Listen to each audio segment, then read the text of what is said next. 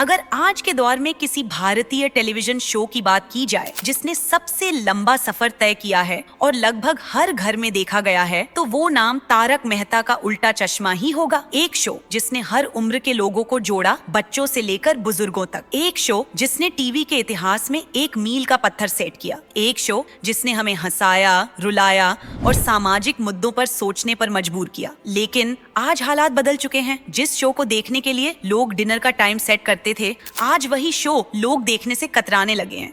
जिस शो की हर नई स्टोरी इंटरनेट पर ट्रेंड करती थी, आज उसकी टीआरपी में गिरावट आई है। तो सवाल ये उठता है कि आखिर ऐसा क्या हुआ जो भारत के सबसे बड़े सिटकॉम का पतन शुरू हो गया? क्या इसकी कहानी कमजोर पड़ गई? क्या इसके कैरेक्टर्स अब पहले जैसे नहीं रहे, या फिर इसके पीछे कुछ और बड़ा कारण छिपा हुआ है? आइए इस राज से पर्दा उठाते हैं और समझते हैं कि आखिर तारक मेहता का उल्टा चश्मा क्यों अपने ही बनाए साम्राज्य में कमजोर पड़ रहा है। शुरुआत, एक नया दौर की शुरुआत 2008।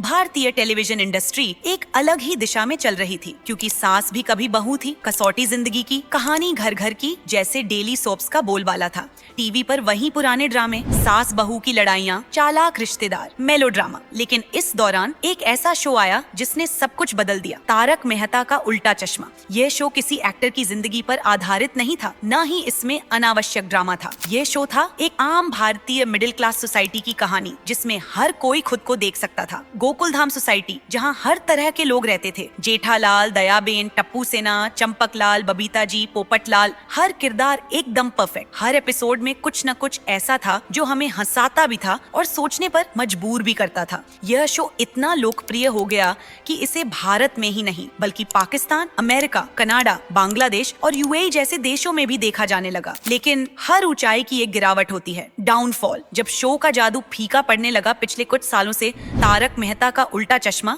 में कुछ ऐसा बदल गया जिसने इस शो को धीरे धीरे नीचे गिराना शुरू कर दिया। पहला बड़ा झटका, मुख्य कलाकारों का शो छोड़कर जाना। एक दयाबेन दिशा वकानी की गैर मौजूदगी शो की सबसे चहेती और सबसे हंसी मजाक से भरपूर किरदार। दयाबेन 2017 में प्रेगनेंसी की वजह से शो से गायब हुई। कहा गया कि वह वापस आएंगी, लेकिन 5 साल हो गए और दया अब तक नहीं लौटी। क्या शो की जान निकाल दी गई? शायद हाँ। दूसरे तारक मेहता, शैलेश लोढ़ा का शो छोड़ना। तारक मेहता का किरदार निभाने वाले शैलेश लोढ़ा भी शो छोड़कर चले गए।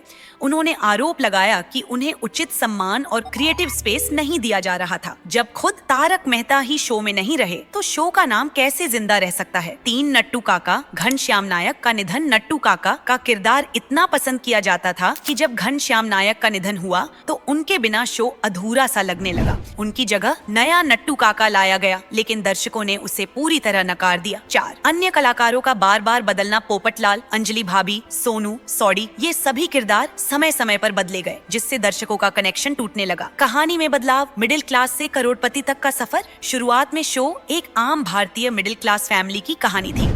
गोकुलधाम सोसाइटी, जहां एक नया मोबाइल खरीदना भी बड़ी बात होती थी, जहां किरदार आम जिंदगी की समस्याओं से जूझते थे, बिजली बिल, पानी की दिक्कत, नौकरी की परेशानी। लेकिन फिर शो धीरे धीरे ग्लैमर और ओवर एक्टिंग की ओर बढ़ने लगा। अब गोकुलधाम सोसाइटी में हर घर 5 स्टार होटल की तरह दिखता है। हर कैरेक्टर का लाइफस्टाइल पूरी तरह से बदल गया है। पहले जेठालाल एक परेशान बिजनेसमैन था, अब वह एक सुपर अमीर आदमी की तरह दिखता है। पोपटलाल, जो हमेशा शादी की तलाश में था, अब उसका ट्रैक इतना रिपीट हो गया है कि लोगों ने उसे गंभीरता से लेना ही बंद कर दिया है। क्वालिटी की गिरावट, हंसी अब मजबूरी लगती है। पहले शो की स्क्रिप्ट स्मार्ट और मजेदार थी, अब वही जोक्स बार बार दोहराए जाते हैं। पहले शो के एपिसोड्स 4 से 5 दिन में खत्म होते थे, अब एक कहानी को 20 से 30 एपिसोड्स तक घसीटा जाता है। पहले शो में हर दिन कुछ नया और फ्रेश था, अब हर फेस्टिवल पर वही पुराना ड्रामा देखने को मिलता है।